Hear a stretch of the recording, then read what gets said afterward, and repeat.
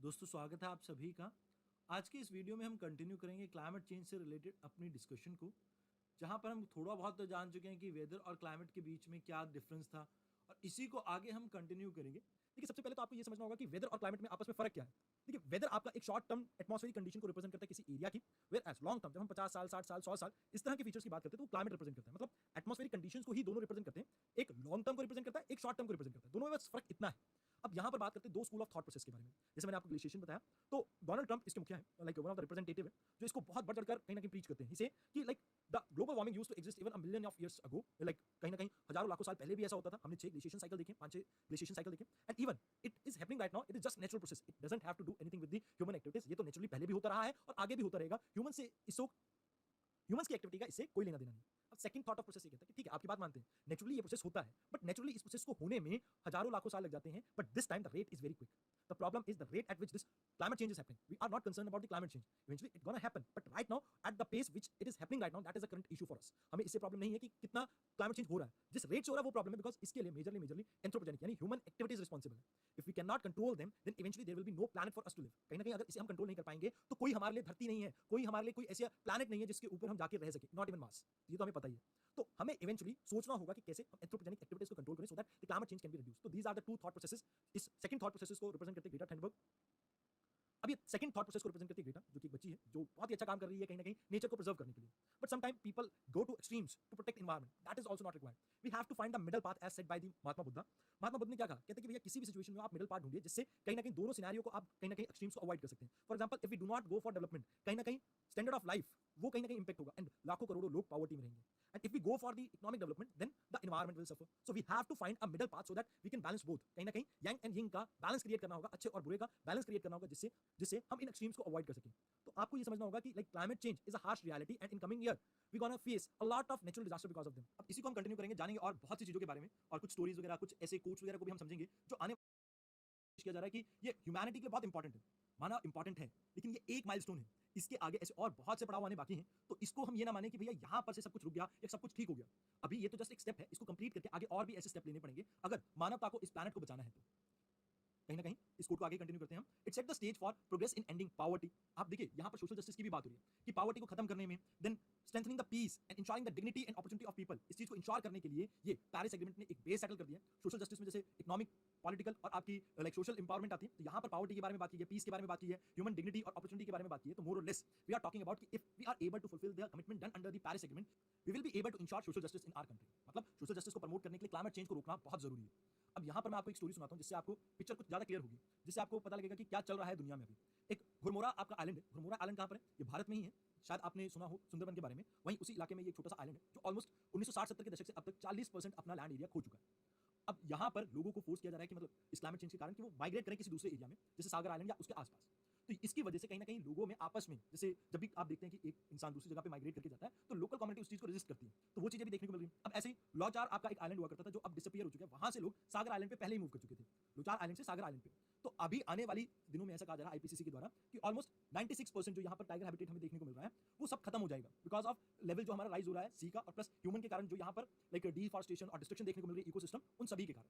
तो हमें ये समझना होगा कि भैया अगर ये 96% जो सुंदरबन वाला जो आपका इकोसिस्टम है अगर ये डिस्ट्रॉय हो जाता है तो कहीं ना कहीं आने वाले समय में जो मैंग्रोव्स हमारा एक कहीं ना कहीं बफर का काम करते थे, समुद्र से आने वाली आफत यानी कि आपदा, जैसे साइक्लोन हो गए, टाइड्स होगी या हाई टाइड्स में जो लाइक उफान आता है, उससे बचाने का काम करती थी, सुनामी से बचाने का काम करती थी, अब वो नहीं कर पाएगी फुलफिल। और अगर वो फुलफिल नहीं कर पाएगी तो इससे भारत के जो लोग इस एरिया में रह रहे हैं उनके ऊपर बहुत नेगेटिव इंपैक्ट पड़ सकता है। तो गुरमोरा ये एक आपका एक छोटा सा एग्जांपल है। ऐसे और बहुत से केसेस आपको वर्ल्ड वाइड देखने को मिलेंगे। बट एक चीज समझ के चलिए कि क्लाइमेट चेंज कोई छोटी प्रॉब्लम नहीं है, ये एक बहुत बड़ी प्रॉब्लम है। इसको मैं कल समझाऊंगा भी आपको इंडियन पर्सपेक्टिव से। gonna be a different story altogether in each and every part of India. कहीं पर फ्लड्स की सिचुएशन रहेगी, कहीं पर ऐसा रहेगा ड्रॉट होंगे, कहीं पर सुनामी आएगा, कहीं पर कुछ और आएगा, लैंडस्लाइड आएगा। There will be different disaster at different stages of India. मतलब ऐसा नहीं है कि हर जगह एक ही तरह की आफत देखने को मिलेगी, आफत अलग अलग किस्म की होगी यहाँ पे। तो यहाँ हम सबसे पहले समझते हैं कि ग्लोबल वार्मिंग क्या होती है। देखिए, ग्लोबल वार्मिंग को समझाने के लिए आप एक छोटी सी टर्म को समझिए। वार्मिंग का मतलब होता है गर्म होना। तो इंक्रीज हो रहा है एवरेज सर्फेस टेम्परेचर आपकी अर्थ का, मतलब एवरेज सर्फेस जो टेम्परेचर है वो क्या हो रहा है, बढ़ रहा है। अब इसकी वजह से आप क्या देख रहे हैं कि कुछ चीजें चेंज हो रही हैं। अब इसमें जो चेंज हो रही है वो चीजें climate means global warming causes surface temperature में चेंज। और उसका रिजल्ट क्या है? इसका रिजल्ट है लॉन्ग टर्म आपके क्लाइमेट के पैटर्न के अंदर चेंज आना, जो आपको इंटायर अर्थ पे देखने को मिलता है। तो यहां पर जो आपको लॉन्ग टर्म वेदर फिनोमिना में या क्लाइमेट के अंदर चेंजेस देखने को मिल रहे हैं, that is known as climate change. देखिए यहाँ पर समझने वाली बात यह है कि ग्लोबल वार्मिंग का मतलब है कि टेम्परेचर आपका क्या कर रहा है, इंक्रीज हो रहा है। बट क्लाइमेट चेंज का मतलब है यहाँ पे कि ग्लोबल वार्मिंग तो देखने को मिल रही है, प्लस उसके जो इफेक्ट है या इंपैक्ट है आप उनको भी यहाँ पर इंक्लूड करें, that is climate change.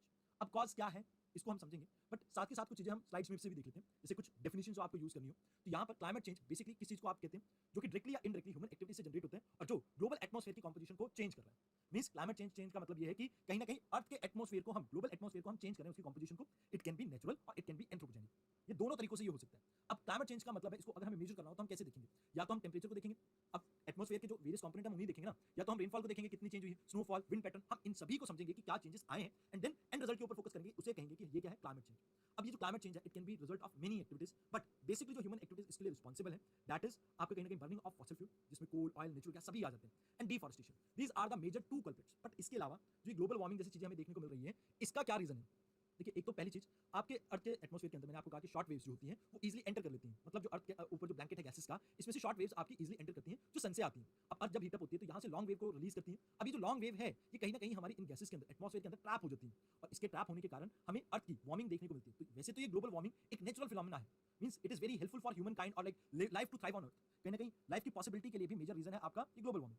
But problem तब आती है जब ये हीट जरूरत से ज्यादा ट्रैप हो जाए, तो ये चीज हमारे लिए एक प्रॉब्लम है। अब अगर मान लीजिए अर्थ के ऊपर जो आपकी सोलर रेडिएशन है वो आती है और वो रिफ्लेक्ट बैक नहीं हो पाती, मतलब अर्थ के सरफेस पे वार्मिंग इफेक्ट वो ज्यादा करेंगे, क्योंकि कुछ तो आपकी लाइट क्या हो जाती थी वापस रिफ्लेक्ट हो जाती थी, बट अब ज्यादातर ट्रैप हो गई है। जैसे शायद मैंने यहाँ पर एक डायग्राम भी यूज किया, आप इसको देख सकते हैं। ये हीट बजट का डायग्राम है जिसमें आपको इनकमिंग और आउटगोइंग सोलर रेडिएशन के बारे में ज्योग्राफी में भी पढ़ाया गया होगा। इसको एक बार फिर से समझ लेते हैं जिससे हमें काफी कुछ समझने में आसानी मिलेगी। आइए एक बार समझ लेते हैं इस डायग्राम को। सबसे पहले देखते हैं इनकमिंग सोलर रेडिएशन के 100 यूनिट्स आए, जैसे इस 100 में से 7 यूनिट वापस स्पेस में भेज दिए गए क्योंकि ये आपके लाइक एटमॉस्फेयर से रिफ्लेक्ट बैक होगी। इसके बाद आपके क्लाउड्स हैं, ये व्हाइट कलर के होते हैं, तो ये भी अल्बेडो वैल्यूज के कारण कुछ एक लाइट को वापस रिफ्लेक्ट कर देंगे।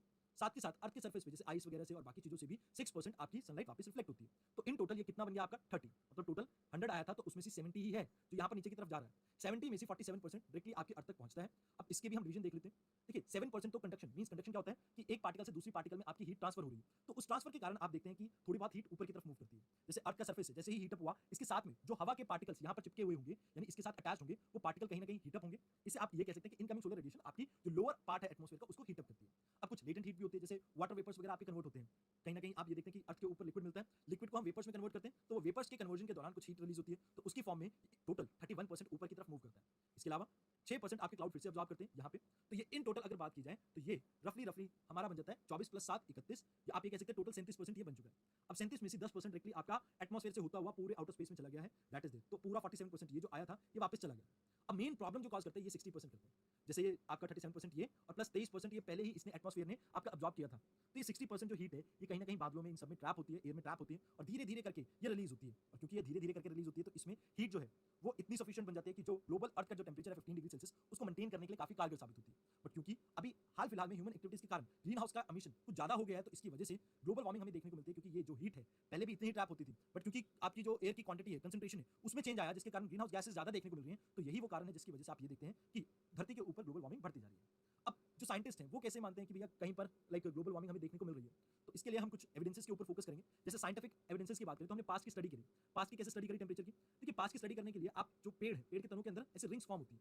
तो यहाँ पर मान लीजिए अगर दो ऐसे फेजेस हैं जहाँ पर आपको बारिश बहुत ज्यादा देखने को मिल रही है, तो उन फेजेस के बीच में जो रिंग्स हैं उनके बीच में गैप ज्यादा होगा, कुछ इस तरह से जहाँ पर मैंने आपको दिखा रखा है। अगर मान लो ड्राई सीजन है जहाँ पर सूखा देखने को मिल रहा है, तो वहाँ पर ये गैप कम होगा। तो ऐसे जो आपके रिंग्स हैं प्लांट्स के अंदर जो देखने को मिलते हैं, इससे हम गेस करते हैं कि कितना पहले फ्रीक्वेंटली डॉट आता था और अब कितना फ्रीक्वेंटली आता है। तो इससे हम अंदाजा लगा पाते हैं कि भैया अभी धरती पर कहीं ना कहीं लाइक जो वार्मिंग है वो इंक्रीज हुई है। देन क्रायोस्फीयर में कई आपके एयर मॉलिक्यूल्स वगैरह ट्रैप होते हैं, लाइक एरोसोल्स पार्टिकल ट्रैप होते हैं, ग्रीन हाउस गैसेस ट्रैप होती हैं। तो क्रायोस्फीयर से भी हमें पता लगता है, जैसे वहाँ पर जो एरोसोल पार्टिकल्स मिलते हैं तो उससे हमें कंसंट्रेशन पता लगती है कि भैया क्या कंसंट्रेशन रही होगी उस समय वेरियस गैस कंपोनेंट्स की एटमॉस्फेयर के अंदर। इससे हम अंदाजा लगा पाते हैं कि उस समय कितनी ग्लोबल ग्रीन हाउस गैस की एमिशन लेवल था, कितना उस समय वार्मिंग देखने को मिलती थी। तो उन सभी चीजों को हम कहीं ना कहीं काउंट कर सकते हैं। अब कुछ और रिपोर्ट्स भी हैं जो हमें इस चीज के बारे में बताती हैं। जैसे सी लेवल की बात करें तो ऑलमोस्ट 8 इंचेस तक हमारा जो सी लेवल है राइज कर चुका है लास्ट 100 सालों में, तो जो कि बहुत तेजी से बढ़ रहा है, पहले इतनी तेजी से हमने कभी नहीं देखा। साथ के साथ ओशन की वार्मिंग की बात करी जाए तो 1969 के बाद से हमारा जो ओशन टेंपरेचर है वो लगभग 0.4 डिग्री सेल्सियस से बढ़ चुका है। अब ओशन की वार्मिंग होगी तो इससे साइक्लोन जैसी घटनाएं और ज्यादा बढ़ेंगी। और साथ के साथ एक दिक्कत और भी है, देखिए जो धरती है वो जितनी जल्दी गर्म होती है उतनी जल्दी ठंडी भी होती है, बट पानी के केस में हम ऐसा नहीं कह सकते हैं। तो अगर पानी गर्म होता है तो इससे लॉन्ग टाइम के लिए कहीं ना कहीं क्लाइमेट के जो पैटर्न है, वेदर पैटर्न जो है उनमें चेंजेस देखने को मिल सकते हैं। तो इसमें हमें थोड़ी दिक्कत रहती है। इसके अलावा लास्ट 100 सालों में हमने ये देखा है कि जो ग्लोबल टेम्परेचर है वो 0.9 डिग्री सेल्सियस से राइज कर चुका है, जहां पर हम ये कह रहे हैं ऑल्दो अभी तो आईपीसीसी की रिपोर्ट के अकॉर्डिंग हम ऑलमोस्ट 80% तक जो हमारा कार्बन एमिशन की लिमिट थी उसको एक्सीड कर चुके हैं। अगर हमें टारगेट पे पहुंचना था 1.5 डिग्री सेल्सियस के, तो अभी 0.9 डिग्री सेल्सियस से टेम्परेचर जो सर्फेस टेम्परेचर अर्थ का ग्लोब का वो राइज कर चुका है ऑलरेडी। इसके लिए मेजरली रिस्पॉन्सिबल है human generated global green house gases. अब यहाँ पर आपको एक चीज समझनी है कि ग्रीन हाउस गैसेस क्या होती हैं, क्यों हम बार बार इस टर्म को यूज कर रहे हैं। देखिए आपको एक फिनोमेना शायद मैंने कल भी बताया होगा, एक जैसे मान लीजिए हाउस है, ये हाउस कांच का बना हुआ है, ग्लास का बना हुआ है, तो इसके अंदर आपकी हीट ट्रैप हो जाती है। तो वो गैसेस जिनके अंदर आपकी हीट ट्रैप हो जाती है उन्हें कहा जाता है ग्रीन हाउस गैसेस। जैसे जैसे इसमें आते हैं आपकी carbon dioxide, methane, nitrous oxide, water vapours, chloroform या chlorofluorocarbons, ozone, black and brown soots and carbon dioxide या कार्बन मोनोऑक्साइड, सॉरी।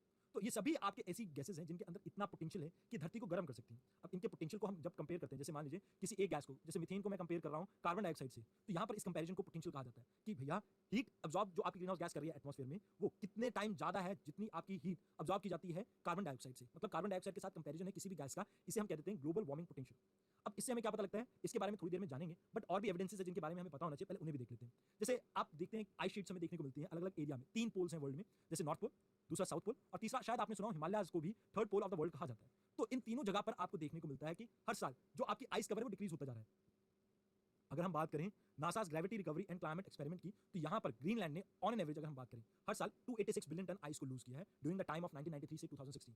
तो ये एक बहुत बड़ा अमाउंट है। साथ के साथ आर्टिक की बात करें तो 100 बिलियन के अराउंड उसने भी लूज किया। तो आपको ये समझना होगा कि ओवरऑल जो आइस शीट्स हम देख रहे हैं, जो हमारे फ्रेश वाटर के लिए रिजर्वोयर है, वो कहीं ना कहीं मेल्ट होता जा रहा है। और ऐसे ही सिनेरियो हमें हिमालयाज में भी देखने को मिल रहे हैं, जहां पर रेनफॉल कम होता जा रहा है एंड स्नोफॉल भी कम हो रहा है। स्नोफॉल कम होने की वजह से आप ये देखते हैं कि जो ग्लेशियर फॉर्मेशन था उसमें कमी आई है। हालांकि जो ग्लेशियर रिट्रीटिंग था, यानी कि ग्लेशियर की मेल्टिंग थी, वो प्रोसेस काफी क्विक हो चुका है। तो यहाँ पर दूसरी चीज आती है जो आपकी दैट इज ग्लेशियर रिट्रीटिंग। अब ये आपको हर जगह देखने को मिल रही है। अब यहाँ पर बात सिर्फ आर्टिक और अंटार्कटिक की नहीं हो रही है, यहाँ पर बात हो रही है हिमालयाज की भी, इंडीज की भी, रॉकीज की भी, और बाकी जो जो आपको माउंटेन्स वगैरह देखने को मिलती है, एल्प्स और एटलस माउंटेन एंड ऑल, उन सभी की बात हो रही है जहाँ पर बर्फ मिलती है।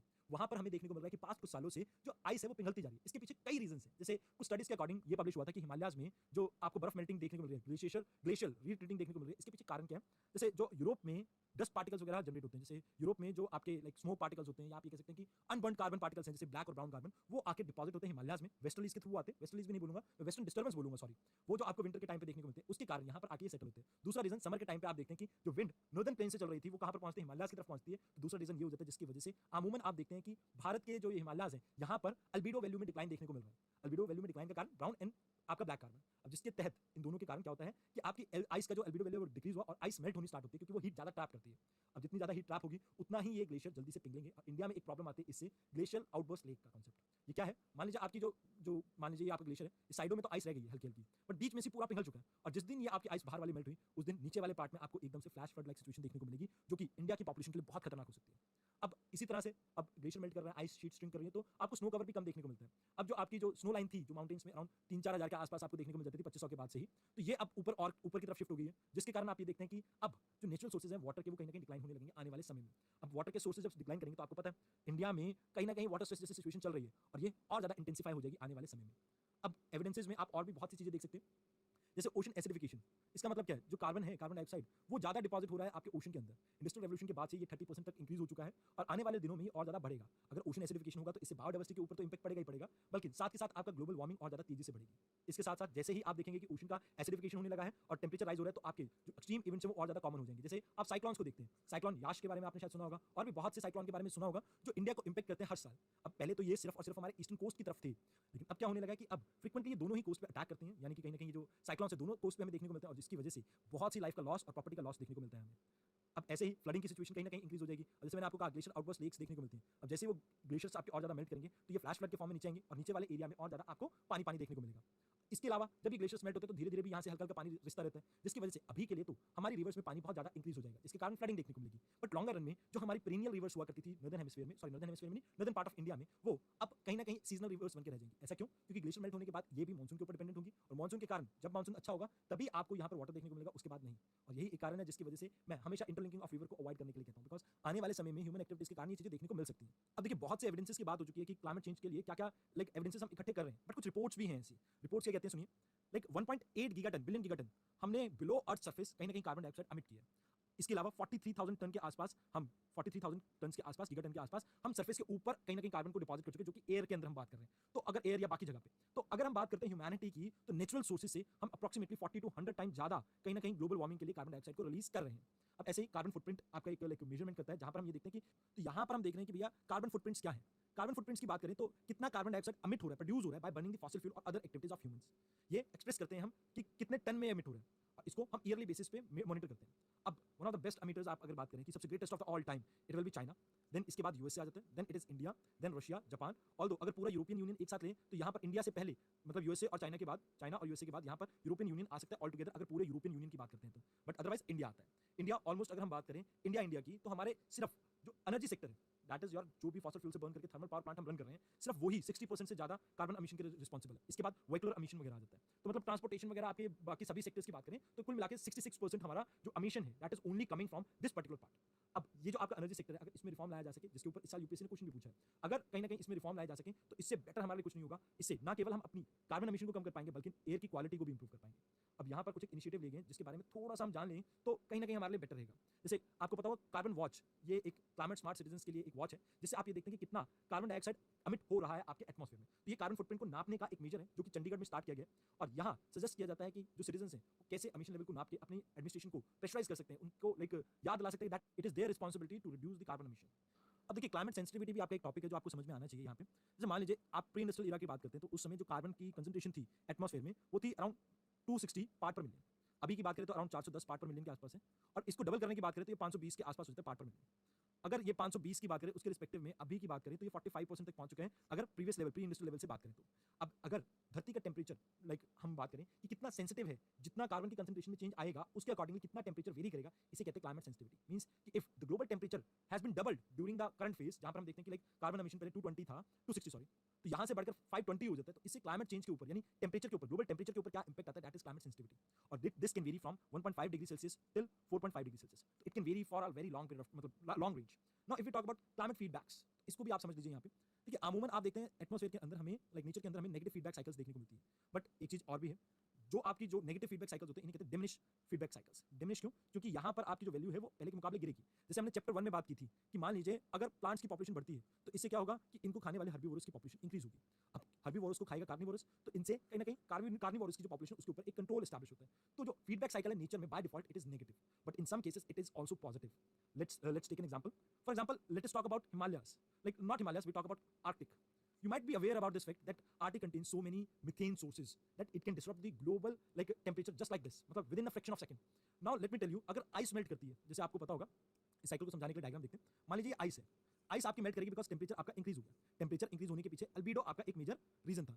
अल्बीडो क्या होता है? जहां पर आप ये देखते हैं कि कितना आपकी एक पर्टिकुलर सर्फेस है वो सनलाइट को रिफ्लेक्ट कर सकता है या अब्जॉर्ब कर सकता है। अगर अब्जॉर्ब करेगा तो इसकी वैल्यू कम रहेगी, अगर रिफ्लेक्ट करेगा तो वैल्यू ज्यादा रहेगी। अब क्योंकि पोल्यूशन ये सभी चीजें देखने को मिल रही है तो इसकी वजह से अल्बीडो वैल्यू डिक्लाइन होती है, जिसकी वजह से टेम्परेचर इंक्रीज होता है और इसकी वजह से आपकी आइस क्या करती है, मेल्ट करती है। अब आइस मेल्ट होगी तो इससे क्या जनरेट होगा? इससे जनरेट होगा बेसिकली आपकी मीथेन गैस, जो कि कहीं ना कहीं क्रायोस्फीयर में आपकी बंद पड़ी थी। अब ये जब मीथेन गैस रिलीज होगी तो मीथेन गैस का ग्लोबल वार्मिंग पोटेंशियल आपके कार्बन से भी ज्यादा है, कार्बन डाइऑक्साइड से भी ज्यादा है। तो अगर ऐसा होता है ये एटमॉस्फेयर में रिलीज होता है तो इससे ग्लोबल वार्मिंग और ज्यादा इंक्रीज होगी। अगर इससे ग्लोबल वार्मिंग ज्यादा इंक्रीज होगी तो टेम्परेचर के कारण फिर से और ज्यादा आइस मेल्ट होगी, जिससे और ज्यादा मीथेन आएगी, जिससे और ज्यादा ग्लोबल वार्मिंग पोटेंशियल इंक्रीज होगा। तो इन शॉर्ट जहां पर आप देखते हैं कि ग्लेशियर की मेल्टिंग की वजह से परमाफ्रॉस्ट मेल्ट हो रहा है और वहां से आपकी मेल्टिंग और ज्यादा इंक्रीज हो रही है उसकी वजह से, क्योंकि वहां से कुछ गैसेस और ज्यादा ग्रीन हाउस गैस निकल रही हैं। तो ये पूरा जो फीडबैक साइकिल है इसे कहते हैं climate feedback cycle. It can be positive as well as negative, but right now we are talking about positive cycle because इससे बहुत सी चीजों के ऊपर इंपैक्ट पड़ सकता है। अब बहुत सी चीजें क्यों? क्योंकि अगर ये टेम्परेचर हमने कंट्रोल नहीं किया तो पॉजिटिव फीडबैक साइकिल अगर एक बार स्टार्ट हो गया तो इसके कारण जितनी भी आइस हमें देखने को मिल रही है दुनिया में वो आइस धीरे धीरे करके मेल्ट कर जाएगी और इससे बहुत सी परेशानी होगी ह्यूमन बींग्स को। नॉट ओनली फ्लडिंग जैसी प्रॉब्लम्स देखने को मिलेगी बट बायोडाइवर्सिटी लॉसेस और भी बहुत से इश्यूज हमें देखने को मिलेंगे, जैसे वाटर स्कार्सिटी देखने को मिलेगी, वाटर स्ट्रेस देखने को मिलेंगे। तो वो सभी चीजें अब जैसे इंडिया और पाकिस्तान दोनों के बीच में एक मैटर ऑफ टेंशन रहता है, इंडस वैली के वाटर का डिस्प्यूट। अब मान लीजिए पीछे से पानी ही कम हो गया, पानी उतना नहीं आ रहा, तो ये जो डिस्प्यूट है कहीं ना कहीं इंडिया और पाकिस्तान के बीच में ये और ज्यादा इंटेंसिफाई हो सकता है और इसके कारण बहुत सा जियोपॉलिटिकल टेंशन इंक्रीज होगा बिकॉज जितनी भी आपकी ट्रांसबाउंडरी रिवर्स हैं उसको अपस्ट्रीम जो कंट्रीज होंगी वो रोकने की कोशिश करेंगी, जैसे चाइना कर रहा है ब्रह्मपुत्र के केस में। इसकी वजह से बहुत सी ग्लोबल वॉर्स वगैरह देखने को हमें मिल सकती है। अब जैसे कोविड के टाइम पे पॉजिटिव होना अच्छी बात नहीं थी, तो सेम यहाँ पर भी पॉजिटिव फीडबैक साइकिल का आना अच्छी बात नहीं है, क्योंकि इससे जो आपकी पूरा ग्लोबल इन्वायरमेंट है या इकोसिस्टम है उसके ऊपर इंपैक्ट पड़ सकता है। तो this is the most important thing that you have to mention in your answer जब भी क्लाइमेट चेंज से रिलेटेड कोई चीज आपको पूछी जाए। अब ग्रीन हाउस इफेक्ट के बारे में तो मैं आपको बता चुका हूँ, ग्रीन हाउस गैसेस के बारे में भी बता चुका हूँ, ये कैपेबल है आपकी आउटगोइंग इंफ्रारेड रेडिएशन को रोकने की, and because of which actual में अर्थ के ऊपर लाइफ सस्टेनेबल भी हो पाती है। अगर बात करें इनकी इंपॉर्टेंस की तो नेचुरल फिनोमेना है जो मिलियंस ऑफ ईयर से हो रहा है, जिसके बारे में मैंने आपको बताया भी था। इसके लिए आपके स्मॉल वाटर वेपर्स वगैरह ये सब कुछ रिस्पॉन्सिबल है। वाटर वेपर 95% आपकी लाइक ग्लोबल वार्मिंग के लिए रिस्पॉन्सिबल है। रेस्ट अगर हम बात करें ये शॉर्ट टर्म रहते हैं तो इसलिए एक टेंशन नहीं है, बट जो कार्बन डाइऑक्साइड की एमिशन लेवल इंक्रीज हो रहा है वो हमारे लिए टेंशन है, because it can be in your environment for a very long period of time, it can be in atmosphere for very long period of time, 100 of years, and because of which it can cause a lot of disruption in the atmospheric phenomena. अगर ये आपके green house gas effect हमें देखने को ना मिले तो धरती के ऊपर -17 डिग्री सेल्सियस टेंपरेचर होता, बट अभी हमने ऑन एन एवरेज इनकी वजह से ग्लोबल टेंपरेचर मेंटेन करके 15 डिग्री सेल्सियस के आसपास। अब यहाँ पर आपको समझना होगा कि व्हाट आर द कॉन्सिक्वेंसेस, क्या प्रॉब्लम आ सकती है अगर इसी तरह से ये ग्लोबल वार्मिंग बढ़ती रही। इसके बाद हम कुछ रिपोर्ट्स वगैरह के बारे में भी बात करेंगे, बट सबसे पहले हमें समझना होगा कि what are the global issues जो हमें देखने को मिलेंगे इस ग्लोबल वार्मिंग के कारण। पहला है आपका मेल्टिंग ऑफ आइस कैप्स। अब मेल्टिंग ऑफ आइस कैप से दो तरह की प्रॉब्लम होगी, एक होगी शॉर्ट टर्म, एक होगी लॉन्ग टर्म।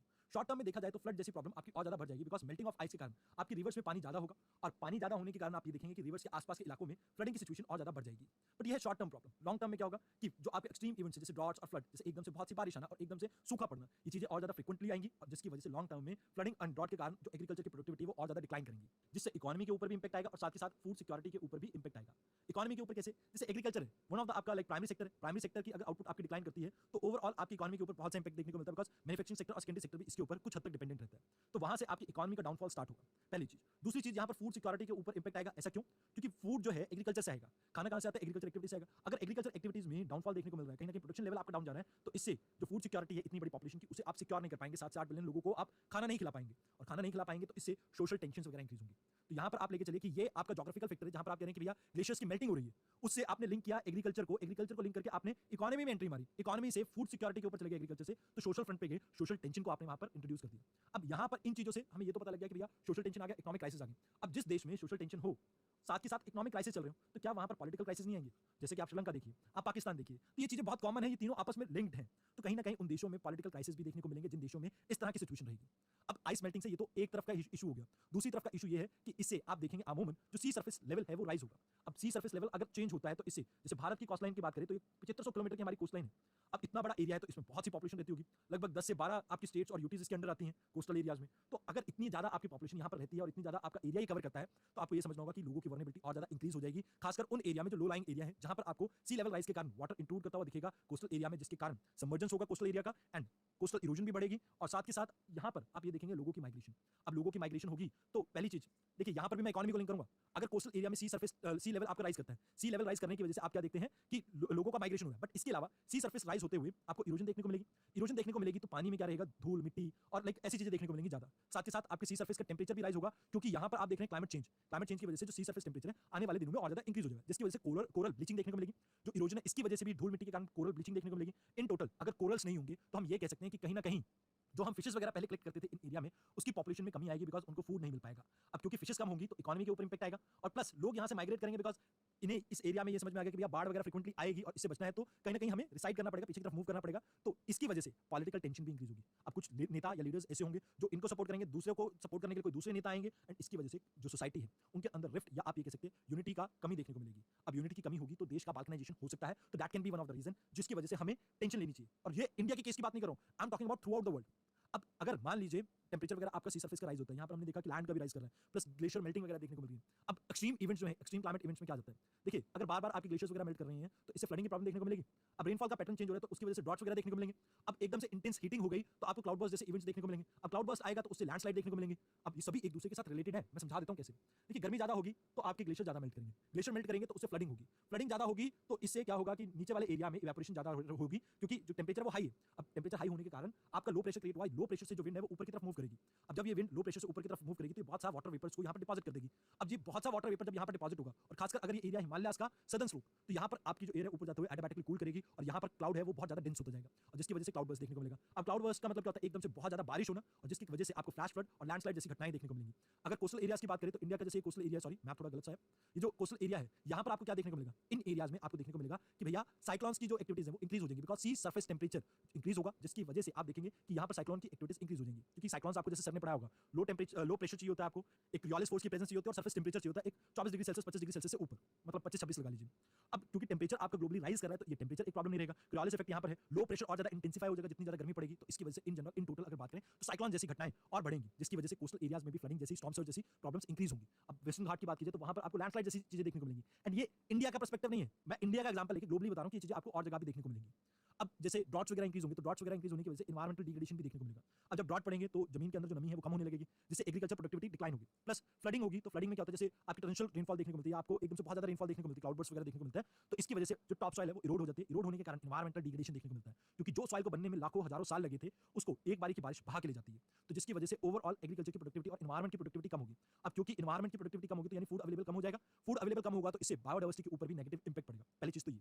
दूसरी चीज, अगर हम अलग अलग जगहों के एग्जांपल लेके चलें, जैसे ओशंस की बात करें तो कोरल ब्लीचिंग देखने को मिलेगी, जिससे कोरल बायोडाइवर्सिटी कम हो जाएगी। उसके अलावा आर्टिक अंटार्कटिक एरिया के बारे में बात करें तो वहां पर आइस मेल्टिंग के कारण जो वहां पर स्पीशीज देखने को मिलती थी जैसे पेंगुइन या पोलार बियर, वो सभी वहां से विलुप्त हो जाएंगे। तो वो चीजें हमें समझनी होंगी। साथ के साथ एक थर्मल कंफर्ट होता है हर एक स्पीशीज का, अगर उसे ब्रीच कर दिया जाएगा, वो ये तो है नहीं कि एसी में रह लेंगी, उनके पास एसी नहीं है जैसा कि हमारे पास है, तो इसके कारण उनकी रिप्रोडक्टिव हैबिट्स पे और बाकी चीजों पे भी इंपैक्ट पड़ेगा, फूड हैबिट्स एंड ऑल पे, एंड जिसके कारण हमें बायोडाइवर्सिटी लॉस देखने को मिलेगा लार्ज स्केल में। तो इन जनरल इन टोटल ये आपके वो प्रावधान है जो हम ये कह सकते हैं कि ग्लोबल वार्मिंग का एक्चुअल में इंपैक्ट है, जो जिसको हम ये कहते हैं कि क्लाइमेट चेंज का बेसिकली क्या है, सार है। ये इंपैक्ट आपको थ्रू आउट द वर्ल्ड देखने को मिलेंगे, हर जगह देखने को मिलेंगे, नॉट जस्ट पर्टिकुलरली इंडिया। अब इंपैक्ट के बारे में तो हमें पता लग गया कि लाइक इंपैक्ट तो हर जगह सेम ही रहने वाले हैं, बट इसको हम थोड़ा डिटेल में और ज्यादा बेहतर तरीके से देखेंगे इंडियन पर्सपेक्टिव से। ये तो ग्लोबली देखा है ना, तो इंडियन पर्सपेक्टिव जब हम बात करेंगे कल या परसों के लेक्चर में तो इसे और डिटेल में देखेंगे। अभी हम बात कर लेते हैं व्हाट आर द रीजंस जिसकी वजह से ये सब कुछ हमें देखने को मिल रहा है। देखिए, रीजंस बहुत डिफरेंट डिफरेंट है और इजी है अंडरस्टैंड करने में। जैसे सबसे पहले अगर आप बात करें सोशल रीजन में, पहली चीज मटेरियलिस्टिक सोसाइटी हो चुकी है। अब हम मटेरियल से प्यार करते हैं, भैया आईफोन 14 आ गया है, लेने की होड़ लगी हुई है, आईफोन 13 लेने के लिए लोग दौड़ रहे हैं, लाइक 12, इस तरह से हम लाइक मटेरियल को प्यार करते हैं rather than real world. We are more into mobile phones than in nature, तो दैट्स व्हाई इसकी वजह से हमें क्लाइमेट चेंज देखने को मिलता है। क्यों? क्योंकि इससे जो चीज प्रमोट होती है that is capitalism and consumerism. Capitalism कहीं ना कहीं प्रॉफिट मोटिव से काम करते हैं। प्रॉफिट कहां से आता है? जब आप रिसोर्सेज का ओवर एक्सप्लॉइटेशन करते हैं, and because of that right now what we are seeing, क्योंकि देखिए कैपिटलिस्ट को पैसा कहां से मिलेगा? प्रॉफिट से। प्रॉफिट कहां से आएगा? जब ज्यादा से ज्यादा लोग उसके प्रोडक्ट को यूज करेंगे, एंड इसमें कंज्यूमरिज्म एक फ्यूल का काम करता है, जिसकी वजह से एक्चुअल में हमें जो प्रॉब्लम देखने को मिलती है that is your climate change. मतलब कहीं ना कहीं क्लाइमेट चेंज एक बड़ी प्रॉब्लम है, बट एक्चुअल में मटेरियलिस्टिक सोसाइटी होना, कैपिटलिज्म आना, कंज्यूमरिज्म आना, ये कहीं ना कहीं ज्यादा बड़ी प्रॉब्लम है। अब इसके साथ एक और प्रॉब्लम भी है। देखिए, ये सभी चीजें तो हैं ही, बट इसको फ्यूल करती है पॉपुलेशन। आपको क्यों लगता है कि दुनिया की सभी इकोनॉमी इंडिया को लाइक इतनी वेटेज देता है अभी? क्योंकि they know that huge population is there. अगर ये पॉपुलेशन आगे ग्रो करती है, जैसे मिडिल क्लास सोसाइटी अच्छे से ग्रो करती है या लोअर मिडिल क्लास आपकी ऊपर की तरफ उठती है, इनकम लोगों की इंक्रीज होगी, तो इससे और ज्यादा कंज्यूमरिज्म कैपिटलिज्म प्रमोट कर सकते हैं एंड अपना सामान और ज्यादा बेच सकते हैं। तो पॉपुलेशन इटसेल्फ कहीं ना कहीं फ्यूल करता है क्लाइमेट चेंज को, बिकॉज क्योंकि रिसोर्सेज की जो खपत है उसको और ज्यादा इंक्रीज करता है आपकी पॉपुलेशन, एंड जिसकी वजह से ये जो प्रॉब्लम है वो और ज्यादा बढ़ेगी। मतलब ये तो पहला रीजन है। सेकंड रीजन की अगर हम बात करें दैट इज जियोग्राफिकल रीजंस। इसमें बहुत सी चीजें आ जाती हैं, जैसे volcanism. We can normally find volcanism कहीं भी, और इसकी वजह से प्रॉब्लम क्या होती है कि कई गैसेस ऐसी रिलीज होती हैं, प्लस स्मोक पार्टिकल्स सॉरी, जो आगे चलकर एल्बिडो वैल्यूज को डिक्लाइन करते हैं, प्लस जो गैसेस हैं वो ग्रीन हाउस गैसेस हैं, जिसकी वजह से एक्चुअल में ग्लोबल टेंपरेचर के ऊपर इंपैक्ट पड़ता है और वो क्लाइमेट चेंज को कहीं ना कहीं ट्रिगर करती है। अब वैसे इसमें दो तरह के फेजेस हैं। जैसे इनिशियल फेज की बात करें तो वोल्केनिक इरप्शन के दौरान जो स्मोक और डस्ट पार्टिकल निकलते हैं वो अर्थ को एक एज अ ब्लैंकेट कवर कर लेते हैं। मान लीजिए अर्थ है, पूरे को ब्लैंकेट की तरह कवर कर लिया, क्योंकि अर्थ घूमती रहती है ना, तो ये पार्टिकल भी उसके साथ घूमेंगे।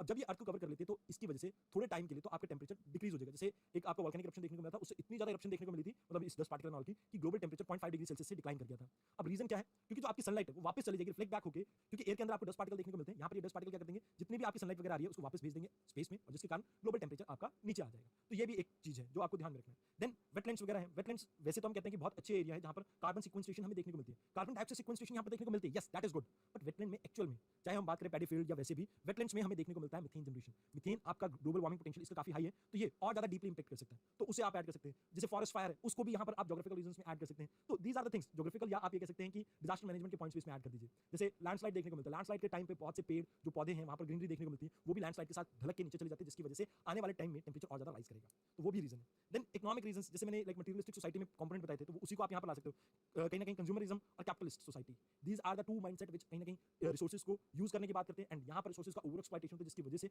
आपको क्लाइमेट चेंज देखने को मिलता है। मींस प्रॉफिट को सेव करने के लिए, जैसे मैं आपको एग्जांपल देता हूं, आपको वैसे ना समझ में आए शायद, आप एग्जांपल लीजिए थर्मल पावर प्लांट का। थर्मल पावर प्लांट को हम क्यों यूज करते हैं? बिकॉज थर्मल पावर प्लांट से जो एनर्जी जनरेट होती है वो 4 से 5 रुपए यूनिट जनरेट होती है, वेयर एज रिन्यूएबल एनर्जी से अगर हम जनरेट करते हैं तो 11 से 12 रुपए के आसपास पड़ती है, डबल है कॉस्ट। तो इंडस्ट्रीज को ये महंगा पड़ेगा रिन्यूएबल एनर्जी, तो इस वजह से वो ट्राई क्या करेंगे, वो ट्राई करेंगे कि भैया थर्मल पावर प्लांट से ही हम एनर्जी को जनरेट करते रहे। इसमें एक और चीज आप ध्यान दीजिए, गवर्नमेंट ने जैसे कोल थर्मल पावर प्लांट्स के अंदर कुछ लाइक चिमनी वगैरह को लेकर प्रोविजंस बनाए थे, वो प्रोविजंस अभी तक इंप्लीमेंट नहीं हो पाए ढंग से, बिकॉज क्योंकि इंडस्ट्रीज को उनको इंप्लीमेंट करने में पैसा बहुत ज्यादा लगाना पड़ रहा था चिमनीज में, वो उस चीज को यूटिलाइज करने के लिए कहीं ना कहीं वो आनाकानी कर रहे हैं। अभी तक भी वो चीज पिछले 4-5 सालों में इंप्लीमेंट नहीं हो पाई है। मैं ये तब से देख रहा हूं जब मैं खुद यूपीएससी की तैयारी करता था, वे इन 2014-15 की बात कर रहा हूं। देन टेक्नोलॉजिकल एस्पेक्ट के ऊपर अगर हम बात करें तो right now we do not have the technology जिससे हम एक्चुअल में इस चीज को सॉर्ट आउट कर सके, क्लाइमेट चेंज को। टेक्नोलॉजी क्यों? अभी जो हमारे पास प्रेजेंट टेक्नोलॉजी है that has more emphasise on fossil fuel. Fossil fuel क्यों? अभी आप कार्स को देखिए, अगर मैं आपको नॉर्मल एक एग्जांपल देता हूं कि लाइक डीजल इंजन कार है या पेट्रोल इंजन कार है, वो 7 से 8 लाख की आती है। ई व्हीकल्स जो आते हैं आपके 10 12 14 लाख के आते हैं। अब मेरे पास इतना पैसा नहीं है, तो मैं क्या कोशिश करूंगा कि मैं पेट्रोल इंजन या डीजल इंजन कार खरीदूं। तो यहाँ पर बेसिकली टेक्नोलॉजी होना और उसकी फिजिबिलिटी होना, फिजिबिलिटी इन द सेंस कि इकोनॉमिक है या नहीं है, वाइबल है कि नहीं है, उन चीजों के ऊपर भी डिपेंड करता है बहुत सी चीजें। जैसे मैं आपको कह दूं कि गवर्नमेंट अभी फोकस कर रही है कि ई व्हीकल प्रमोट करना है। इसके साथ कुछ एक चीजों की प्रॉब्लम को मैं आपको बता देता हूं, जिससे आप थोड़ा अंदाजा लगा सकते हैं। जैसे फॉसिल फ्यूल है, आप रेडीली कहीं भी अवेलेबल करवा सकते हो। जैसे आप बॉटल में भर के भी फॉसिल फ्यूल लाके अपनी गाड़ी में डाल सकते हैं, पेट्रोल वगैरह डाल सकते हैं, that is a normal thing. अब अगर थर्मल पावर प्लांट की बात करें, थर्मल पावर प्लांट में शहर के बीचों बीच में लगा लूं, तो वहां से भी एनर्जी जनरेट कर सकता हूं। तो मेरे को कोई बड़ा लैंड पीस नहीं चाहिए, कुछ नहीं चाहिए, it is far more feasible for me. अगर इन्हीं दोनों एग्जांपल को हम फर्दर कंटिन्यू करते हैं, ई व्हीकल्स की बात करते हैं। ई व्हीकल्स एक पर्टिकुलर रेंज तक ही आपके जा सकते हैं, जैसे 200-250 किलोमीटर तक आपके ई व्हीकल जा सकते हैं। अब मेरे को मान लो एक रोड ट्रिप पे जाना है जिसमें मेरे को 500 किलोमीटर जाना है। अब 500 किलोमीटर अगर मेरे को जाना हो और यहाँ पर बीच रास्ते में ये बैटरी खत्म हो जाएगी, तो यहाँ पर मेरे पास ऑल्टरनेट सोल्यूशन क्या है? वैसे तो गवर्नमेंट हाइब्रिड व्हीकल्स को प्रमोट कर रही है, बट स्टिल मान के चलिए कि रात का समय है, मेरे को इमरजेंसी में निकलना पड़ा, मेरे को नहीं पता मेरी कार की बैटरी कितनी चार्ज है, but yet I do not have any other alternative. मैं इससे ट्रैवल करूँ तो कहीं ना कहीं बीच में ये रुक जाएगी, तो उसका प्रॉब्लम। मान लीजिए बीच में, अभी तो वैसे तो charging station Chandigarh Delhi highway पे बहुत से बन चुके हैं, बट अगर ना होते तो भी प्रॉब्लम। अब है तो भी एक प्रॉब्लम है कि भैया मुझे थोड़ा टाइम यहाँ पर रुकना पड़ेगा, तभी ये बैटरी चार्ज होगी। फ्यूल तो मैं कहीं से भी डलवाऊं 5-10-20 मिनट में डल जाएगा, बट इसके लिए मेरे को काफी टाइम वेट करना पड़ेगा, तो वो भी एक इशू है। फिर फ्यूल से जो कार चलती है उसकी मान लिया मेंटेनेंस कॉस्ट काफी हाई रहती है, बट एक चीज बताओ, बैटरीज को बार बार बदलने की कॉस्ट भी तो रहेगी ना, 5 साल 7 साल कभी तो वो बदलनी पड़ेगी। और पर यूज जितनी बार उस बैटरी को चार्ज करते जाओगे, उसकी जो रेंज है वो डिक्रीज होती जाएगी। और जैसे जैसे जैसे हम फोन में देखते हैं कि पहले वो 24 घंटे चार्ज होकर चलता था, फिर 10 घंटे पे आया, 5 3 2 1 और फिर खत्म। तो ऐसे ही अगर गाड़ी के साथ होगा, तो क्या उसमें किस तरह के प्रावधान हम करें जिससे वेस्टेज को हम कम कर सके, बिकॉज इससे ई वेस्ट की समस्याएं और ज्यादा बढ़ जाएंगी। तो वो सभी चीजों को अगर देखते हैं, सभी चीजों को हम जानते हैं, तो इससे हमें एक चीज तो समझ में आती है कि अभी वो टेक्नोलॉजी हमारे पास नहीं है जिससे हम ई व्हीकल्स को प्रमोट कर सकें, पहली चीज।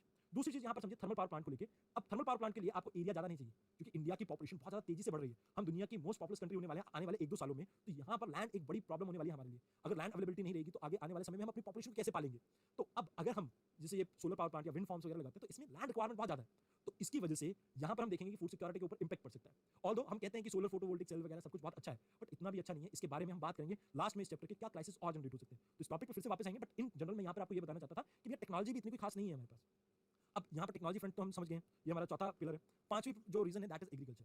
एग्रीकल्चर में जैसे हम राइस उगाते हैं, राइस के लिए हमें अपनी जो पेडी फील्ड्स हैं उनको पानी से लबालब भरना पड़ता है। जब ये पानी से भरी होती है, तो यहाँ पर एनारोबिक रेस्पिरेशन होता है। एनारोबिक रेस्पिरेशन के दौरान यहाँ पर मीथेन गैस जनरेट होती है, और मीथेन की जनरेशन से ग्लोबल वार्मिंग में इजाफा देखने को मिलता है, जिसकी वजह से आप देखेंगे आगे चलकर हम बात करेंगे ग्लासगो में मीथेन प्लेज करके एक इनिशिएटिव लिया गया था, जिसके थ्रू हम मीथेन को भी कंट्रोल करने की बात करते हैं। साथ ही साथ अगर हम बात करें बाहर जैसे देशों में, हमें देखने को मिलता है बहुत सा लाइफ स्टॉक। अब लाइफ स्टॉक के साथ वैसे तो कोई प्रॉब्लम नहीं है, बट लाइफ स्टॉक के साथ एक बड़ी प्रॉब्लम है कि इनके गैस्ट्रोइंटेस्टाइनल डक्ट्स में आपको देखने को मिलती है एक ऐसी प्रक्रिया जिससे मीथेन गैस एमिट होती है। तो जितनी ज्यादा आपकी लाइफ स्टॉक की पॉपुलेशन है, जितनी ज्यादा हर्बीवोरस पॉपुलेशन है आपके पास, उतनी ज्यादा ग्रीन हाउस गैस की एमिशन होगी, और जितनी ज्यादा ग्रीन हाउस गैस की एमिशन होगी, उतना ही ज्यादा ग्लोबल वार्मिंग बढ़ेगा। इसके अलावा एक और चीज भी होती है जो आपको ट्रॉपिकल एरियाज में, जो डेवलपिंग कंट्रीज हैं, उनमें देखने को मिलेगी। यहाँ पर एक प्रॉब्लम देखने को मिलती है टर्माइट्स। टर्माइट मतलब दीमक।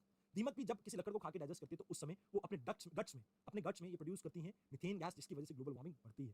तो ये सभी चीजें आपको समझनी होंगी। Like these are the various dimensions, आपको नोट्स में गिवन है, डोंट वरी अबाउट इट, कुछ भी लिखने की जरूरत नहीं है। ये सभी पॉइंट्स आपको वहां पर लाइक शॉर्ट फॉर्म्स में देखने को मिल जाएंगे। देन पॉलिटिकल प्रॉब्लम्स भी हैं। अब पॉलिटिकल प्रॉब्लम्स में अगर हम बात करें, there is two things, one is international, other is national. इन दोनों चीजों को आपको समझना होगा। देखिए, अगर इंटरनेशनल पॉलिटिक्स की बात करें, तो there is a ongoing blame game. अब ब्लेम गेम क्या है?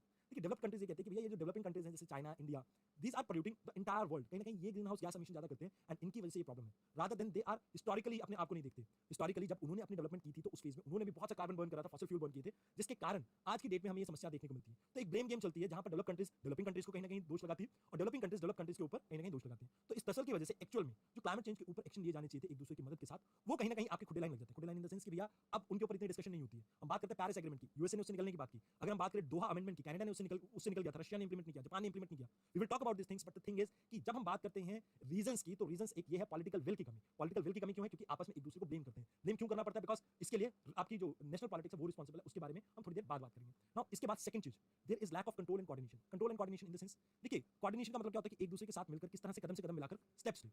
अब यहाँ पर आप देखिए दो चीजों के बारे में बात करूंगा। आप मानते हैं USA, Russia, Israel, France, Germany, इनके पास हमारे से बेटर टेक्नोलॉजी है।